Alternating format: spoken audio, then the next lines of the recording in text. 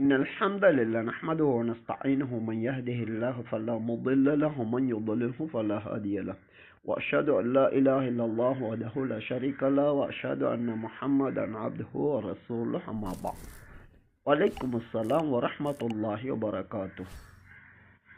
இஷா தொழுகையை இரவு 12 மணியை விட தாமதப்படுத்தக்கூடாது என ஒரு சில அறிஞர்கள் கூறுகின்றார்கள். இது சரியானதா என்று அடுத்து ஒரு கேள்வி தொடுக்கப்பட்டுள்ளது. இஷா தொழுகையை நடு இரவை விட பிற்படுத்தக்கூடாது என கூறுவதுதான் சரியானது. இரவு 12 மணியை விட தாமதப்படுத்தக்கூடாது என்ற வார்த்தை தவறானது. இருந்தாலும் அதிலுள்ள உண்மை என்னவென்றால், இரவு என்பது உலகிலே வெவ்வேறு இடங்களில் வித்தியாசமுடையதாக அந்த இரவு இருக்கும். வெயில் காலங்களிலே மத்திய கோட்டிலிருந்து எந்த அளவு தூரமாக நாடுகள் இருக்கின்றதோ, இடங்கள் இருக்கின்றதோ, அந்த இடத்திலே இரவு குறைந்து அதிக பகல் நேரம் காணப்படும். அந்த இடங்களில் குளிர்காலங்களிலே இரவு நீண்டதாகி பகல் குறைவானதாக காணப்படும். எப்படியோ ஒவ்வொரு கடமையான தொழுகைக்கும் அதன் ஆரம்ப நேரம், இறுதி நேரம் என 2 நேரங்களை நபி அலைஹிஸ்ஸலாத்து வஸ்ஸலாம் அவர்கள் ஜிப்ரீல் அலைஹிஸ்ஸலாத்து வஸ்ஸலாம் அவர்களிடமிருந்து கற்றுக்கொண்டார்கள். அதனை முஸ்லிம்களுக்கு கற்று தந்திருக்கின்றார்கள். ஒரு தொழுகை முடிகின்ற போது அந்த அளவு அடுத்த நேர தொழுகை வருவதற்குள் நாம் தொழுது கொள்ள முடியும் என்ற எண்ணம் நிறைய மக்களுடைய மனதிலே இருக்கின்றது. ஆனால் உண்மை அப்படி அல்ல. லுஹர் போன்ற தொழுகைகளை அசர் வரைக்கும் தொழலாம். அது தெளிவாக கூறப்பட்டுள்ளது. அதே போன்று இஷா தொழுகை என்பது ஃபஇன்னஹு வக்துன் இலா நிஸ்ஃபில் லைல், நடு இரவு வரைக்கும் தான் அதற்குரிய நேரம் என நபி அலைஹிஸ்ஸலாத்து வஸ்ஸலாம் அவர்கள் தெளிவாக கூறினார்கள். சஹீஹ் முஸ்லிமிலே இந்த ஹதீஸை அதன் தமிழ் மொழிபெயர்ப்பிலே 1073வது இலக்கத்தில் நாம் பார்க்கலாம்.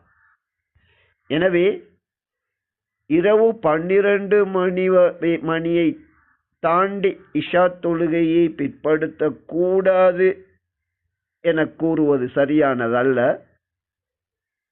நடு இரவை தாண்டும் அளவிற்கு இஷா தொழுகையை பிற்படுத்தக்கூடாது. நடு இரவு வரைக்கும் தான் இஷாவின் இறுதி நேரம் இருக்கின்றது என்று நாம் கூற வேண்டும். அதுவே மிகச் சரியானது. இலங்கை போன்ற நாடுகளிலே இரவு பகல் என்பது அதிகரித்து கூடி குறைவது என்பது மிகச் சொற்பமான அளவுதான். மிக பெரும்பாலும் இரவு 12 மணியை நெருக்கி அந்த நடு இரவு வருவது என்பது உண்மையாகும். ஆனால் இது எல்லா நாட்டுக்கும் பொருந்த மாட்டாது. எனவே நபியின் வார்த்தைகளிலே நடு இரவை தாண்டும் அளவிற்கு இஷாவை பிற்படுத்தக்கூடாது என்பதே மிகச் சரியானது. இரவு என்பது சூரியன் மறைந்ததிலிருந்து காலை விடியல் வெளிப்பட ஆரம்பிக்கின்ற நேரம். இதனைத்தான் ஃபஜ்ர் நேரம் என்று சொல்லுகின்றோம். சுபஹ் தொழுகைக்கு ஆரம்ப நேரம். அதுவரைக்கும் உள்ள பகுதியை இரவு என்று கூறப்படும். அது எத்தனை மணித்தியாலம் என்பதை சரியாக கவனித்து அதில் அரைவாசி எப்போது முடிவடைகின்றதோ அந்த நேரத்திலே இஷா தொழுகைக்குரிய இறுதி நேரம் முடிவடைகின்றது. எனவே அதனை தாண்டும் அளவிற்கு நாம் பிற்படுத்தக்கூடாது என்றுதான் கூற வேண்டும். அந்த விடயத்தில் நாம் கவனமாகவும் இருக்க வேண்டும். அசருடைய நேரம் வரைக்கும் லுஹர் இருப்பது போன்று இஷா தொழுகையுடைய நேரம் ஃபஜ்ர் வரைக்கும் இருப்பதாக மிக அதிகமானவர்களிடம் நம்பிக்கை இருக்கின்றது. அது மிக தவறானதாகும். ஒவ்வொரு தொழுகையின் ஆரம்ப இறுதி நேரத்தை தெளிவுபடுத்திய நபி அவர்கள் இஷா தொழுகையின் இறுதி நேரம் என்பது இரவின் நடுப்பகுதி வரைக்கும் என நபி அவர்கள் தெளிவாக கூறினார்கள். எனவே இஷாவை தாமதமாக தொழுவதென்பது சிறப்பும் இருக்கின்றது. அந்த தாமதம் என்பது நடு இரவை ஒருபோதும் தாண்டிவிடக்கூடாது. நடு இரவை தாண்டுவதென்பது இஷாவின் நேரத்தை விட்டுவிட்டு அதற்குரிய நேரம் அல்லாத நேரத்தில் தொழுவதாகிவிடும். எனவே நடு இரவு வருவதற்குள் இஷாவை தொழுதுவிட வேண்டும் என்பதே சரியான சட்டமாகும்.